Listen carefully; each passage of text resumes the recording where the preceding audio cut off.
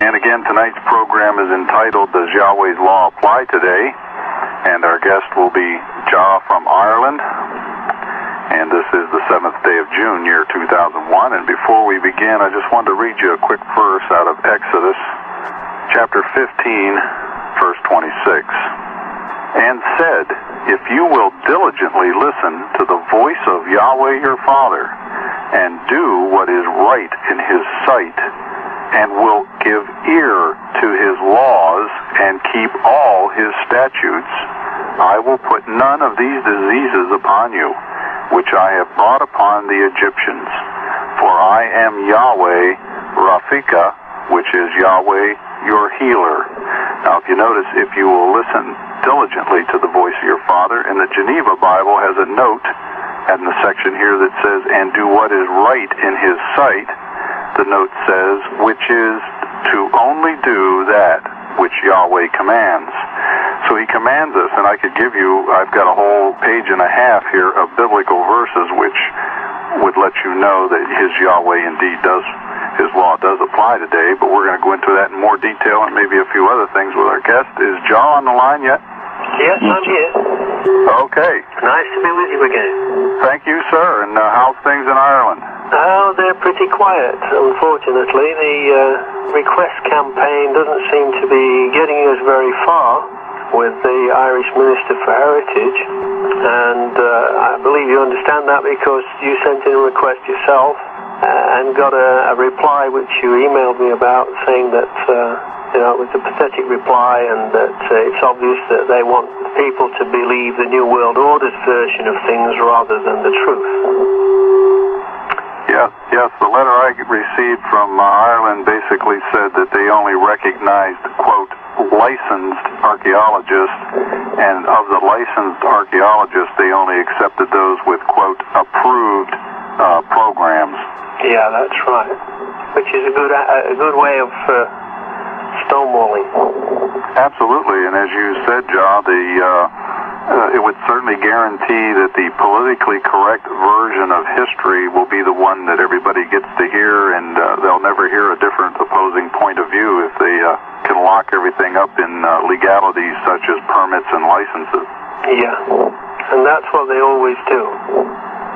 And you must have, well, I know that you personally understand, but maybe the listeners also are starting to understand, maybe some of them understand already, what we're really up against as far as the New World Order is concerned, is that Satan gets the New World Order and his politicians, who are all part of that, to make up rules and regulations to prevent people from doing what God wants them to do, and they make up other rules in order to force them to do things that God doesn't want them to do, in order to control the people.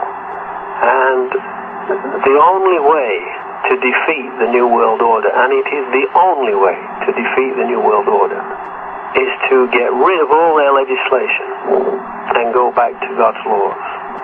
This is all that's happening is all predicted in prophecy in the Bible.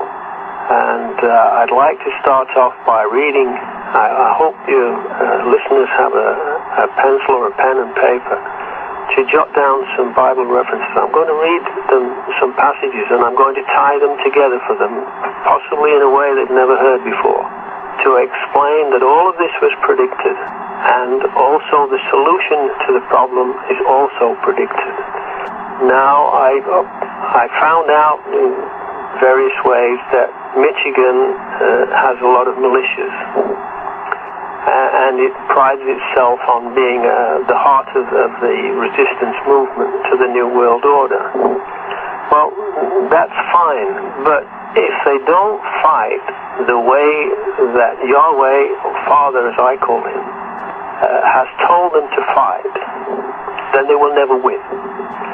I know a lot of American people are going on about the American Constitution, and they are, most of them, unaware that the Constitution was given to them by these people of the New World Order in order to deflect them and keep them away from God's law, because they could never have set up the New World Order if God's laws was in force.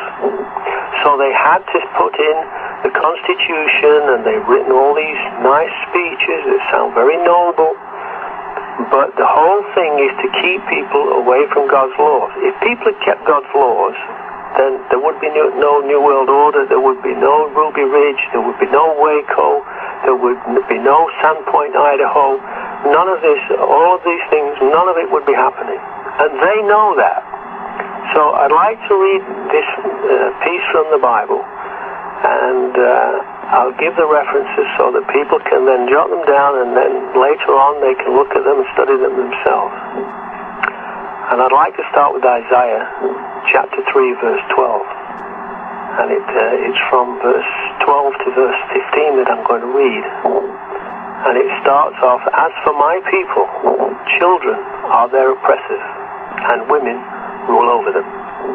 O my people, they which lead thee cause thee to err, and lead thee astray to thy destruction." The I am, which is Yahweh, I hope everybody knows that Yahweh means I am. And you can't say the Yahweh stand us up, so I'm going to change it into English and put I am.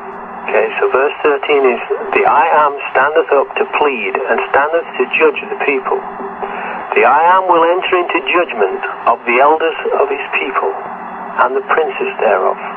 Well, in the context that we would speak today, the elders of his people are the politicians, the senators, the representatives in America, and the princes thereof. And the princes are always known as the princes of the church. That's the cardinals, the bishops, the archbishops, etc.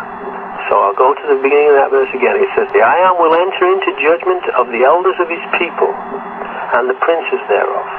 For ye have eaten up the vineyard. The share that belongs to the poor is in your houses. What mean ye that ye beat my people to pieces, and grind the faces of the poor, saith the I am Lord of hosts." So that's the situation that we're in today. Everybody's oppressed. People have been robbed under false legislation. Then Yahweh, or Father, calls to his people, and he says, "Hear ye deaf, and look ye blind, that ye may see." So he's obviously not talking about physically deaf and blind people. He's talking about spiritually deaf and blind people. Because he says, "Look and hear, that you may see and hear." And then goes on to explain. This is in Isaiah chapter 42, starting at verse 18 through to verse 23. So he says, "Hear ye deaf, and look ye blind, that ye may see. Who is blind but my servant, or deaf as my messenger that I send? Who is as blind as he that thinks he is perfect, and blind as the I am servant?" And the I am servant, and the person, the messenger, the person, the people that he's talking to are the people Israel. Now, most of your listeners are aware of who that refers to. It refers to the 10 lost tribes, which includes the American people. And then he goes on in verse 20 to say, "Seeing many things, but thou takest no notice, opening the ears, but he heareth not. The I am is well pleased for his righteousness' sake. He will magnify the law, and make it honorable. But this is a people robbed and spoiled. They are all of them trapped in pigeonholes," like 9 to 5 pigeonhole of the jobs that they have, where they work as slaves for the system. "And they are hid in prison houses." A lot of people have been wrongly imprisoned. "They are for a prey, and no one delivereth them. For a spoil, and none saith, Restore their share to them. Who among you will give ear to this? Who will hearken and hear for the time to come?" Okay, now you'll notice in verse 21, it says, "The I am is well pleased for his righteousness' sake. He will magnify the law and make it honorable." Now, he doesn't say the American Constitution. He doesn't say the British legal system. He says the law, and he means his law in the Bible, in the Torah, which is in the covenant, which is at the hill of Tara, and that's what the link with this is that's what I need to recover. We need to recover, to return to it. Okay, so why did Father allow this to happen to you, to his people? Why did he allow you to end up trapped in pigeonholes, robbed and spoiled, hidden in prison houses, to be for a prey, and no one's delivering them for a spoil, and none says restore their share to them. Who will listen to this? Who will listen? Are any of your listeners listening to this? Are they taking notice? This is Father speaking to them, telling them what's wrong. Okay? So why did Father allow this to happen to you? So then we go to verse 24 of the chapter 42 of Isaiah, which is a continuation. And it says, who gave Jacob for a spoil and Israel to the robbers? Did not the I am, he against whom we have sinned? For they would not walk in his ways, neither were they obedient unto his law. So, quite clearly, Father is telling you that he has allowed this to happen to you, to teach you a lesson. And the reason it's all happened is because you haven't kept his law. You haven't kept his ways, his statutes, and his judgments. Neither were they obedient unto his law. Therefore hath he poured upon him the fury of his anger, and the strength of battle. And it hath set him, Israel, the American people, and all the other related peoples, on fire round about. Yet he understood not, and it burned him. And he took it not to heart. He didn't learn from it. He's suffering under it, and he still hasn't learned the lesson that he's only suffering, and he's only being allowed to suffer by Father because they are not keeping his law, which was given to Israel to protect them from oppression by these rich and powerful people of the New World Order. Okay? And in Scripture it says, when my people acknowledge their sin, and they seek me, I will hear them. And in their affliction, they will seek me early. So he is allowing all of this to happen to his people, for them to be afflicted, so that they will seek him and seek the solution to their problem. So now you know why you are suffering. So what is the solution? On the last page of the Old Testament, in Malachi, or Malachi, however you want to pronounce it, chapter 4, verse 1, through to 6, at the end of the Old Testament, it tells us, for behold, the day cometh that shall burn like an oven, and all the proud, yes, and all that do wickedly, shall be stubble, and the day that cometh shall burn them up, saith the I am Lord of hosts, that it shall leave of them neither root nor branch. If there's no root and there's no branch, there is nothing. But unto you that fear my name shall the Son of Righteousness arise, with healing in his wings. And ye shall go forth and grow up as calves of the stall. And ye shall tread down the wicked, for they shall be ashes under the soles of your feet in the day that I shall do this, saith the I am Lord of hosts. Remember ye and return to the law of Moses my servant, which I commanded unto him in Horeb for all Israel, with the statutes and the judgments. Behold, I will send you Elijah the prophet, before the coming of the great and dreadful day of the I am. And he shall turn the heart of the fathers to the children, and the heart of the children to their fathers, lest I come and smite the earth with a curse. And God has sent Elijah the prophet, and that time is now, because I am him. So he's told us what would happen, that the people, their noses would be ground by the grindstone, that they would be robbed and spoiled under false legislation, and he would allow this to happen because the people refused to keep his law. And then he's told you that what you have to do in order to put it right. He's told you that you have to remember and return to the law of Moses, not the American Constitution. The law of Moses my servant, which I commanded unto him in Horeb for all Israel with the statutes and judgments. And he says he will send Elijah the prophet before the coming of the great and dreadful day of the I am. And he shall turn the heart of the fathers to the children, and the heart of the children to their fathers, lest I come and smite the earth with a curse. Well, the curse is the one that is expressed in verse 1, which says that the day cometh that will burn like an oven. So he's given you an option, okay? The option is that you return to keeping God's law and his statutes and his judgments, or burn. It's as simple as that. And if you think there's any other option, there isn't. Absolutely none. You can search every page of the Bible that you want. There is no other option. Absolutely none. You have to return to His law, or everybody's going to burn. Now, He's told you that all of this would happen, that the New World Order, there is nothing new about the New World Order. It's been going on for at least 2,600 years. The conspiracy started in Jerusalem, and it was a result of that conspiracy, referred to by both Ezekiel and Jeremiah, that Jerusalem was overthrown, that the temple was destroyed, and that Jeremiah took the Ark of the Covenant with Teotephi, King Zedekiah's daughter, and the Leophale, first to Stephanes in Egypt, and then to Ireland, which I explained in the last program. So there's nothing new about the New World Order. Absolutely nothing. Now, the New World Order, Father has told you how to defeat it. There is only one way. If you don't do it exactly as He tells you, you will lose. Now, I think that you all know what the New World Order have in mind for you, and it isn't nice.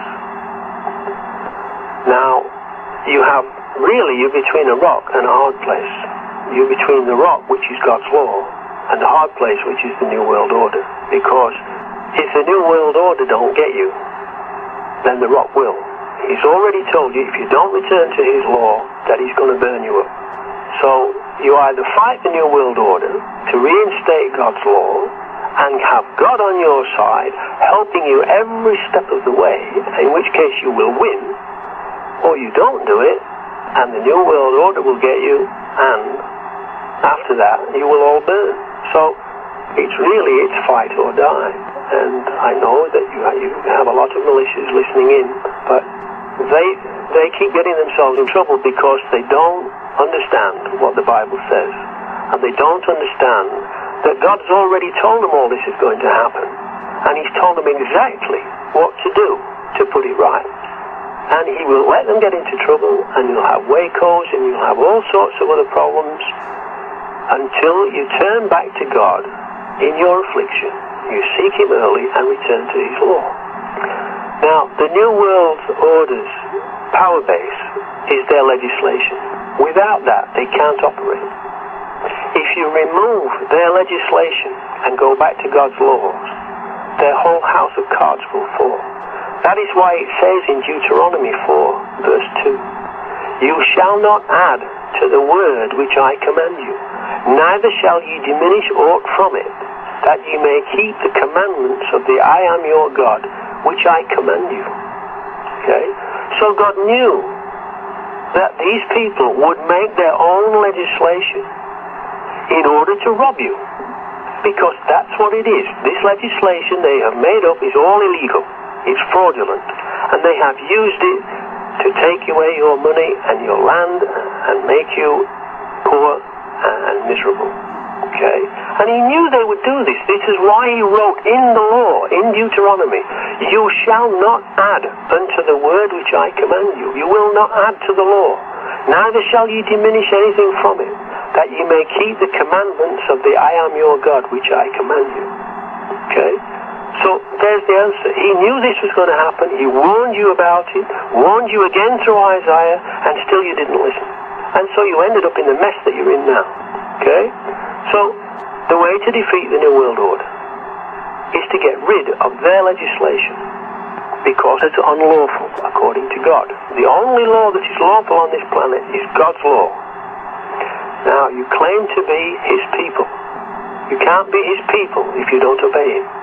You are the children of whom you obey. If you obey God, you are His children. If you obey Satan, then you are Satan's children. You must choose who you will obey. I want you to think about that, and I want you to think about that very, very carefully. Who are you really serving? If you serve the New World Order, if you don't fight them, then you are part of the problem, and you are serving them. And they are serving Satan, and that means that by default, you are serving Satan. You have to fight these people. God has told you if you don't do it and reinstate His laws, that He's going to burn you up. Because it's only by fighting these people and reinstating God's law that you will prove to God whose side you are on. It's no good just saying, oh, well, we're on your side, but we're going to sit here and do nothing, and we're going to help the New World Order because we're not going to fight them. You have to fight them.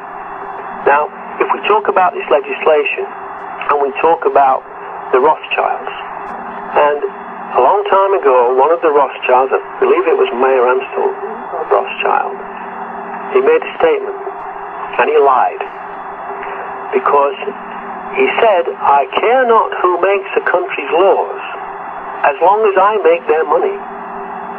Now that was a lie, and it's proved to be a lie, and I'll explain why.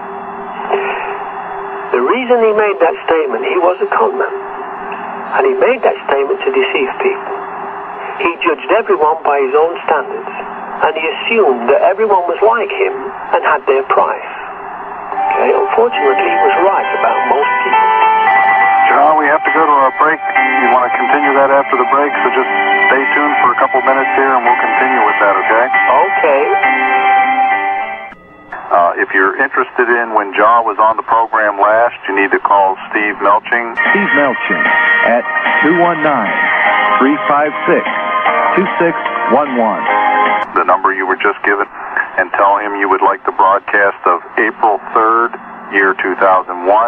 And again, that was when JAH was on last time, and we went into the Hill of Tara and Tia Tefi and the Jeremiah the prophet, etc. An excellent broadcast. Also, I want to remind the folks, if you're in the lower Michigan area, there'll be a rally to support Mark Kornke, Brad Metcalf, and other men who have been unlawfully imprisoned simply because they are, quote, not politically correct. And this is a rally in the Lansing area of lower Michigan. And again, tonight is, does Yahweh's law apply? And JAH, if you want to pick up where you left off, telling us about the Rothschilds, etc. Okay, yeah, I'm glad you mentioned about Mark Kornke and other people who have been wrongfully imprisoned. And they could not have been imprisoned if people had enforced God's law. He hasn't done anything wrong under God's law. Neither did Randy and Vicky Weaver. Neither did the people at Waco. But I'll come to that. Okay, so I'll pick up where I left off. I'll just backtrack a couple of sentences and then pick up this read for you. Okay? Okay. So, the New World Order, okay, their legislation is their power base. If you remove that, their whole house of cards will fall. Okay? The whole thing will collapse if you do that. And that's why it says in Deuteronomy chapter 4 verse 2, you shall not add unto the word which I command you, neither shall ye diminish aught from it, that ye may keep the commandments of the I am your God which I command you. Now, the commandments he refers to are not just the 10 commandments. The whole of the Torah, his law, is known as the commandments. So bear that in mind. It says you must return to the laws, the statutes, and the judgments. The commandments are the principles that you must abide by. If you keep to those principles, you will not break the law.